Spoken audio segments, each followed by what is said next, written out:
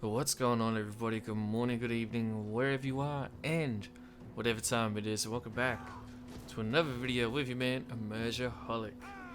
Ladies and gentlemen, welcome to episode 11 of my Parthian campaign for the Divided Impera overhaul mod for Total War Rome 2. Today we begin with the Siege of Ecbatana. In our last episode, Arsaces II, Shah of all of Parthia, is leading an all-infantry elite army to take on the city of Ecbatana. Not only will this deal a crushing blow to our enemies, but it will also allow him to avenge the death of Arsaces I, the Great, the first Shah of Parthia. Now it is time for the revenge of Arsaces.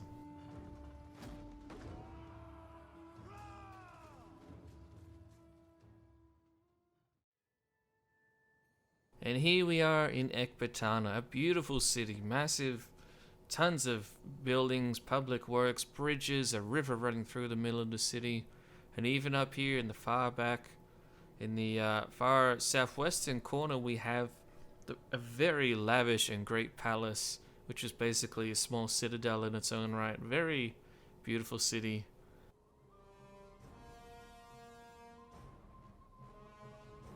Fat off the suffering of the Parthian struggle. We even have a little mini coliseum over here, an arena for the public spectacles, and more suburbs, and it's quite a large city, and it's very nice, and it's actually looking like it's going to be a lot of fun to fight in. So let's get started. Now we're amassing our army here. We've crossed the river already, and we now have our siege works and infantry ready. We're going to be assembling in 3 waves. We have our archers at the front, men-at-arms in the middle, and then in the rear we have our heavy Babylonian spearmen waiting to push up as well in our 3rd and final wave. But we'll move the archers up forward along with our ladders and siege equipment, which will be hitting the far eastern wall here. We have 2 ladders and 2 siege towers. It's not amazing, but hopefully it should be enough to take the walls. But we are sending in some very solid units after this first wave. The first wave is basically our mercenary spearmen and 1 men-at-arms unit. But once we get over the wall, we plan to go down to the bottom of the screen here, split off in all of these different side streets, try and get out in basically 4 main areas that you saw me highlight there. Those will be our kind of little highway to the center of the city. Once we get through there, though, we're going to continue up towards the victory point, where we're expecting the highest amount of resistance to be, along with the enemy general. He'll probably be hiding up there, if not in the citadel itself. But once we take it, we're going to try and hold it, and so that way we can get the countdown all the way down. So we'll set up a defensive perimeter here along the bridge, another one further up, blocking off the streets, and then we'll also be blocking off the entrances to the citadel, so the general and any other troops hiding inside cannot come out and help defend the point. And the siege begins, or the assault begins more accurately. We have our men-at-arms here on the left on the siege tower. The archers are moving in the rear while the other siege equipment moves forward. It's getting very scary and dramatic all of a sudden. The units look fantastic though. I hope you guys do enjoy seeing more infantry. It's a nice change of pace. Our archers are targeting the ballista of the enemy, although you can see it's just bouncing off the actual ballista itself. So we'll change up to flaming arrows and take them out, but we have no time to waste, and now, with the crows flying out of our siege equipment, quite literally, we are charging over the walls into the enemy formation, and they're not really ready for it. Their wall defenses are not very good. Their infantry are basically just militia and not very well trained, and so they're very scattered, terrified, and they are not going to offer us a disciplined resistance initially.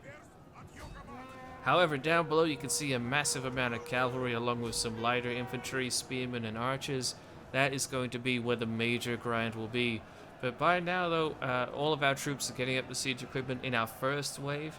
But our second wave, where we'll be sending the Parthian axemen, will be coming up shortly. And in fact, here they are now. They're coming out of the siege towers. You can see on the right-hand side there. While the enemy actually has some heavy spearmen on the wall right there engaging with our own troops. This is where we'll be hoping our axemen will really come to fruition and shine, because they'll have high armor penetration and I'll knock them out. Arsaces II, never being one to take a back seat in a siege, will be getting off his horse right here. and dismounting along with the second wave of Parthian infantry, and he'll be leading a flank around the southern side of the siege works. So hopefully this will actually help out the siege, and hopefully he'll be able to lead a very vital flank on the enemy forces that we need. But right now you can see we have men all over the walls here. The majority of troops on the wall you're seeing here are ours. However, the streets down below are filled to the brim with currently infantry, and that's going to be a very big issue for us. So that's why we're sending in Shah Arsaces shortly. He'll be climbing over the walls straight ahead at the far end of the walls, and hopefully he'll be able to head down along the south side and get a nice flank going on. And this is him actually leading up here. A lot of the enemy troops are routing, so he's sending some Babylonian heavy spearmen along with his own personal bodyguard and Parthian axemen to engage with the enemy infantry down below. Our axemen engage perfectly just in time to actually hold the enemy back before they can trap us, before we got off the walls. However, to the left you'll see some enemy cavalry coming in and getting involved in the fighting, so that's going to be a big concern. We definitely need to target them and take them out, otherwise they could recharge the crap and have Arsaces' personal bodyguard. Now setting up our final third wave though. This is the Babylonians coming in. These are the guys who will get the job done every day of the week, just about. But you can see we're still stuck on the wall here. We have a massive grind going on in the center, although we are winning slowly but surely. But we do need a breakthrough, so that's going to be the role of Arsaces shortly. Further along to the north side, we have another small grind going on where our spearmen are trying to break through the enemy spearmen. It's going to go okay, but they do need to be outflanked, otherwise our single unit won't be able to take on both units. And then further to the south by the river, we've actually captured some of the enemy towers, and now we're sending down our axemen to send in a very nice flank against the enemy defenses. They still have some reserves far in the back though, so we've got to be careful of them. Just highlighted them there for you. And back over here, Shah Arsaces is sucking a massive blob of his own with actually only a couple other units in support. We need to send in more troops very quickly to help him out, but we actually managed to sneak around one single unit that would get a very nice recharge on the enemy here shortly. You'll see that coming up. The Shah himself is leading the fight though, literally personally. Here he is with the headband and the beautiful white circled shield. He's actually fighting the enemy heavy spearmen. This is their elite spearmen that they have in the city. It's basically their only professionals, so hopefully him leading from the front will inspire the rest of the Parthian infantry to continue pushing in and cutting down the betrayers of Arsaces I. Meanwhile, back to the north side, we have our infantry cutting into the enemy with a very nice flank. They are actually going to get outflanked on their own, but it doesn't matter because they're only getting outflanked by enemy spearmen. So our axemen will deal devastating damage to the armored infantry that they're going up against. So hopefully that goes well for us quickly, and it will help make a breakthrough on the north side of the city. But back on the south side, Arsaces finally gets a major breakthrough.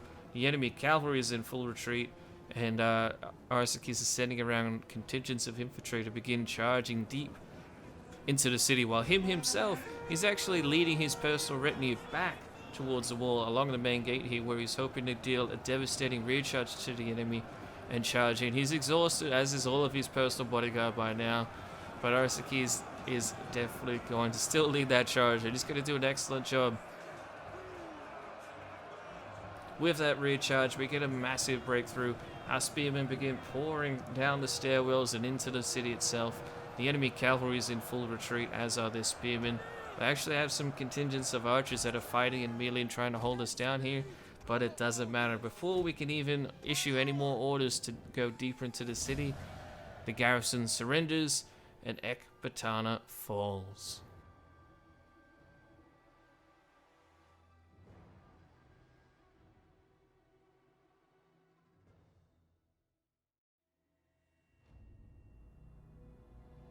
And so here are the statistics if you do wish to see them. We ended up losing quite a few men though, which is pretty unfortunate, although the majority of them were Persian mercenary spearmen that we had hired to basically lead the initial assault with the siege equipment. Our axemen did fantastic though, very promising and shows their usefulness for future sieges for sure. The majority of them getting well over 100 kills, although one of them didn't. But still, they did excellent, and we're very happy with that.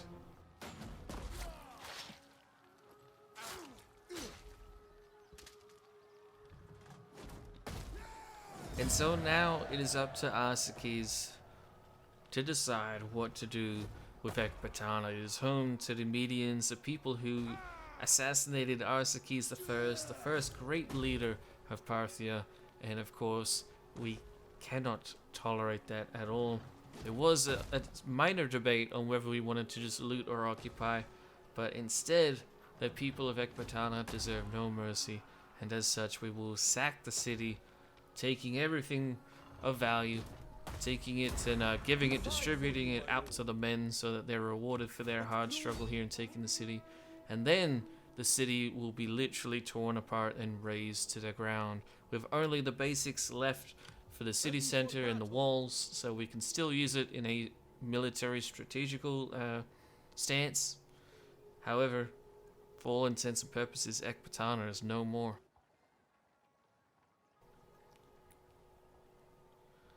And then, in honor of the excellent victory, Shah grants a very special name to his men, naming them the Shah's Thunderbolts for the way that they charged into the enemy lines, jumped over the walls without hesitation, without questioning their Shah whatsoever.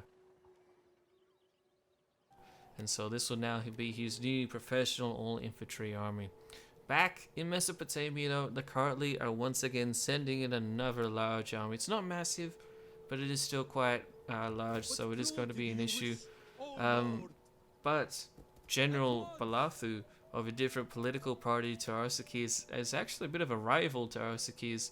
He's been assigned the Levi army that's been defending Hatra and Edessa, so hopefully he'll be able to hold them. But in the meantime, Arsaces will be holding his position in Ecbatana, and we will be expecting attacks to come in from the northwest from the Armenians any day now. In addition, we'll also be using the river on the northwest side of Ecbatana to try and hold it, so that's basically going to be a holding position. So hopefully Ecbatana will now give Ctesiphon down here to the south a little bit of breathing room from the constant siege assaults that it's had. In the meantime, General Vishtaspa will be leading our highly professional all-cavalry force deep into Bactrian territory, and this will be beginning with the city of Raga. He will then either march north to Sadrakado or to the east to Hecatopolis, and further on into Bactria from there. However, before he can do that, General Balathu is engaged at the river. The Kartli are marching into Mesopotamia again, but this time, instead of waiting in the cities for them, we're now marching out onto the field of battle to take them on. So, let's do it. Let's protect Mesopotamia.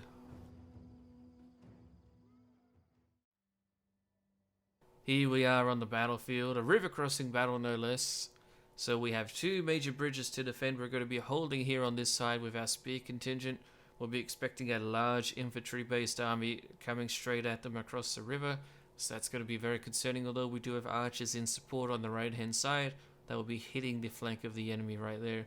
Then we then have General Balathu himself in the rear, along with two contingents of spearmen to the left of him. They'll be able to respond to either bridge, because on the right hand side of the screen we have this second bridge that we need to defend. Now this is actually going to be a little bit more focused on cavalry and skirmishers assaulting. We have spearmen holding two contingents of archers and then another spearman in the rear, so hopefully that will be enough. The battle begins by the infantry charging across the river along the western side of things. On the north side, sorry. Our Persian spearmen that we've recruited are actually quite heavily and fairly well disciplined, so hopefully they'll be able to hold back against the tide of massive amounts of heavy infantry coming our way. Although initially they're sending over their Levi spearmen, perhaps to just tire out our men. Back on the south side of things, our units are holding against a very interesting and elite sword assault, basically. But in the rear of the swordsmen, you have a lot of cavalry and javelin men throwing in their javelins over their friendly infantry. This is very, very concerning. And so to try and counter that, we're going to have to order a mass bombardment of the enemy with our archers. And here it is here in practice. General Balathu actually comes down to the north side over here to make sure that things are going just fine for us. He's even bringing in extra spearmen. We're holding for now, and in fact we've actually killed the majority of the cavalry already, and now the last of the skirmishers are retreating, so this will be super helpful for us. It means that the enemy will not be getting so many free kills for barely any cost at all, so that's very good news for us. In the meantime though, we're still trying to hold back on the south hand side of things.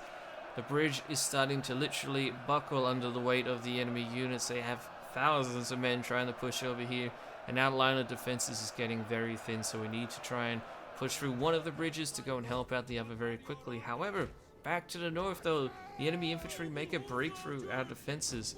It's going to be very concerning for us because we only have a couple other units nearby, one of them only being a spearman unit, and then we have 2 archers nearby. Plus we already have a spearman unit that's being engaged already and is actually quite tired. So we're actually going to have to try and maneuver General Balathu behind the enemy army and get some rear charges in, so hopefully he can get these enemy infantry routing, although the majority of them are very elite tier units and currently can afford to have these elite swordsmen and spearmen that they have left over. So that's going to be really concerning, but in the meantime our archers are out of ammunition, so General Balathu orders them across the bridge to basically try and slow down the enemy general that is coming in on foot to try and reinforce his men. If they can buy enough time for General Balathu to do some rear charges, we might be able to win this side of the battle, and then hopefully aid our comrades down at the other bridge.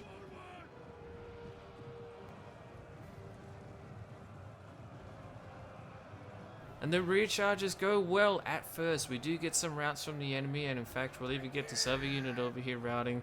So that's 2 gone and just a few recharges. However, the general cut down our archers very quickly, and despite reinforcements coming to the area, it's not looking very good up here because that general's bodyguard unit is very fresh, elite, and completely full. It hasn't really taken any losses yet, so we are going to try in a few recharges. This is just one of many that we sent against the enemy general's bodyguard. But because it's an elite tier spear unit, it wasn't really doing all that much. So what we're actually going to do with General Balathu is send him across the bridge here shortly, and then hopefully he'll be able to go and flank the enemy formation down on the other side of the battlefield.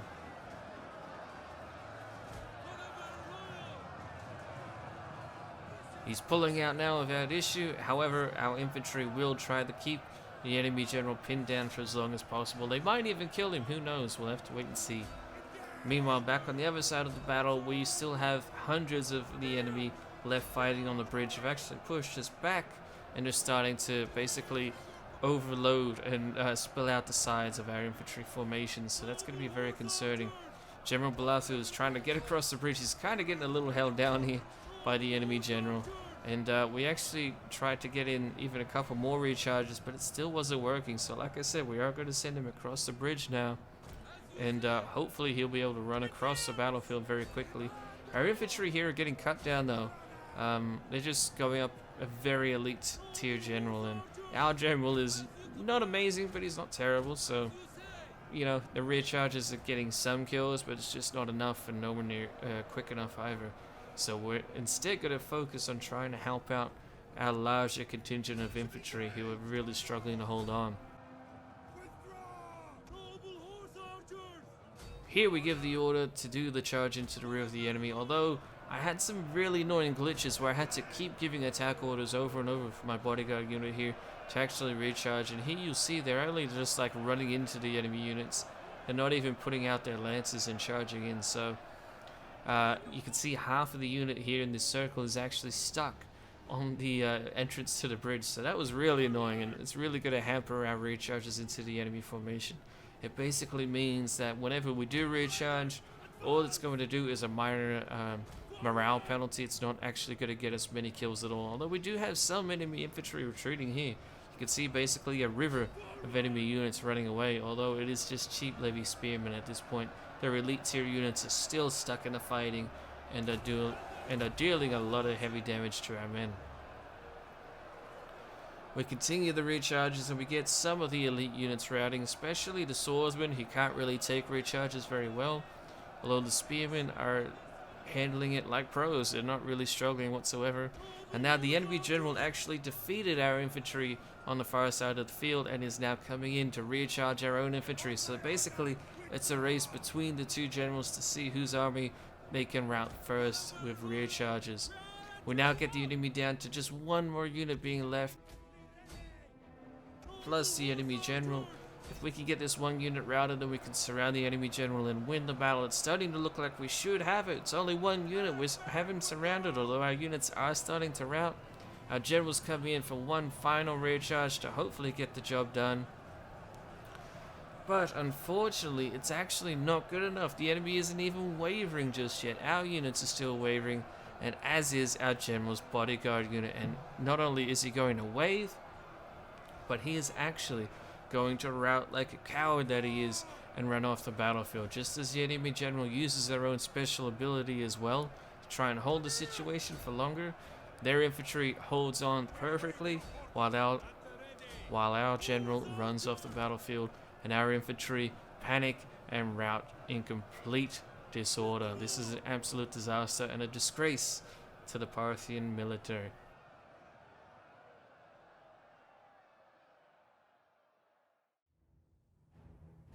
And so here we are on the KD screen, and you can see we actually dealt a lot of damage to the enemy army, and in fact, even though we lost the battle, we actually ended up kind of winning it, because these numbers that they have left over should not be enough to continue marching into Mesopotamia. At least in theory it shouldn't. We'll have to see how they react.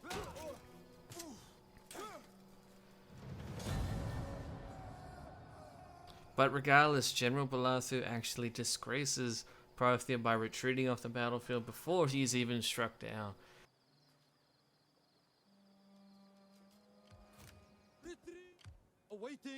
And because of that, Arsaces, the Shah, is absolutely furious and is actually on the brink of ordering his execution.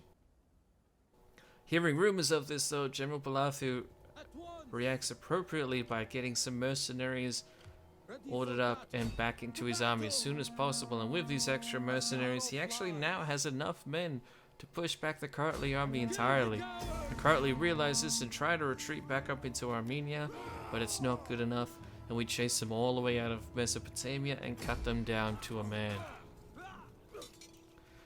So now the Kartli army is wiped out completely, and General Balathu manages to stave off execution just for a little bit longer at the very least. Back in the east though, we have our spies checking out the Bactrian territory. We're looking for their armies. That's the main thing we need to deal with. Unfortunately, every single city that they have has a massive garrison, so it's going to be a very grindy deal attacking their towns. However, that is still not going to stop General Fishtaspa from leading our elite cavalry force deep into Bactrian territory. And he's now going to start with the city of Raga, and while I did fight the battle manually, it was just a big grind fest of me kiting the enemy around the battlefield, nothing worth you guys watching. We only take 24 casualties, which is pretty insane, and this will allow us to sack the city, and then we will liberate it, creating a brand new faction that will hopefully be very loyal to us and possibly even give us a lot of money and aid in our struggle against the Bactrians by kicking them out of Persia altogether. They don't belong here. Now it's time to wipe Bactria off the map. It's been a long time since I could say that, but I'm starting to feel a little bit confident now, unless we find some massive Bactrian armies, so we'll have to wait and see on that. That's a little scary actually now that I'm thinking about it. But General Fishtaspa is not scared, and in fact he's very much inspired. So he continues with his elite cavalry force deep into Bactrian territory, and he now attacks the city of Sadrakata. We've dealt with cities around here before, so we actually know the terrain, and we handle the battle pretty well, although we do take a little bit more casualties than what we would otherwise hope for. But because we're entering into Bactrian territory that's very deep and what's basically into former Parthian territory, we'll actually have a lot of mercenaries available that we'll be able to hire as long as we continue getting money from these new client states, well, city states I should say, that are giving us money. So now, in fact, What we're planning is the liberation of Nisa, and Nisa, ladies and gentlemen, is the old capital of Parthia. That's right, in this video we have the goal of liberating Parthia, at least old Parthia. The new Parthia is now in the seat in the center of Persia. But if we can take Nisa back, then that will be a massive boost that will cause widespread celebrations throughout all of Parthia and probably throughout all of Persia, really. It would be a massive win for us against the Bactrians themselves. Nisa looks pretty open right now. There's no enemy armies nearby ready to reinforce its garrison, although it does have a very large garrison indeed. This is going to be really tricky. Hopefully, if we can hire some Parthian horse archers and cataphracts, which we will do. That's right, you're going to finally see just some purebred Parthian cataphracts. Now, hopefully with all of these men, we can liberate old Parthia and save Parthian slaves from the oppression of Bactria. And here is the city left in a crumbling, smoldering heap ever since it fell to the Bactrians all those years ago now. Seems like a lifetime that we lost our old capital. It's been a long time, ladies and gentlemen. This is a long time coming. Hopefully, it's a sign of things to come. Although maybe taking the city will just be the easy part. Perhaps holding the city will be the real challenge. We'll have to see how we go with it. I'm personally a little bit worried about it, but I'm just happy to be back here in our old city. But you can see they've Greekified it pretty heavily. So we're going to have to definitely look into that, getting that fixed up. And once we take over the city, it'll be time for the old Parthian aristocrats to resume their rightful place in the leadership of the city. We begin the battle by having our horse archers in a massive formation, luring all of the enemy cavalry out of the city. They're doing their horse archer thing, of course, just baiting the enemy while continuing to pepper them with arrows, and the enemy cavalry find it infuriating. However, we then turn around and charge into them with our cataphracts, and even though we're just cataphracts, getting into melee with enemy cavalry units, because we have so many of them charging in, the enemy will crumble under the heavy charge of the cataphracts, and they'll rout off the battlefield. We'll deal with the cavalry very easy. Here we have our specifically elite Parthian cav. These guys are not horse archers whatsoever. They are the purebred Parthian cavalry that everyone knows and fears. And so this will be really cool to see just how well they do. Turning the UI back on for a second, we have our horse archers in a big clump. And we're going to keep falling back and basically forming up multiple lines, one after the other, to continue dragging the enemy infantry away from the town. However, on the right hand side here, we're going to be sending in our elephants, our Parthian cataphracts, plus our Persian skirmishers down into recharging the enemy from behind. And in addition, we'll hopefully be cutting off the enemy general from being able to help out his army down below in the plains. Speaking of which, the fighting in the plains is going excellently. The enemy infantry continue leaving the city and charging away from their defendable positions, and they're getting cut down by hundreds of arrows, one after the other after the other. Our horse archers are very well trained, and as such, they're now able to fire their arrows quickly and keep them under constant bombardment.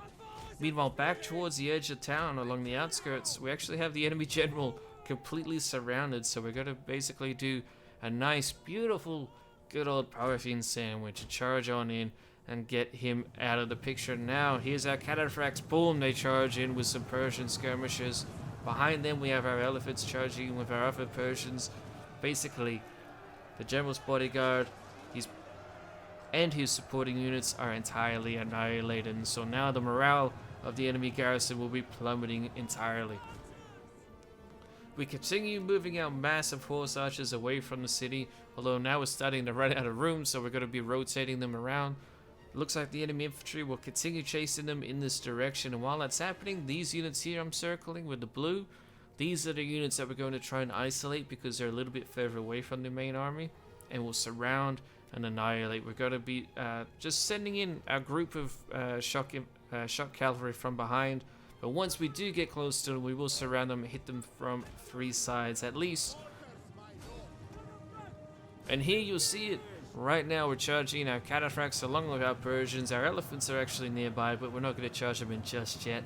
But this is where the real battle is fought for the Parthians, where we begin to isolate their infantry and recharge them into oblivion. and there's absolutely nothing they can do despite them being fairly decent units, or at least some of them are. And we're just going to continue repeating this step again and again and again. We have our elephants getting involved this time so as to scare the enemy infantry. We actually have one of our cavalry units trying to chase down one of their archers. They still have a large archer contingent, which is getting a lot of free kills on our horse archers, so that's a little scary. But in the meantime though, our elephants are dealing beautiful damage, and we just did that same step over and over and over and over. And so we're going to cut out a lot of it, and now here we are here with just 5 enemy units remaining.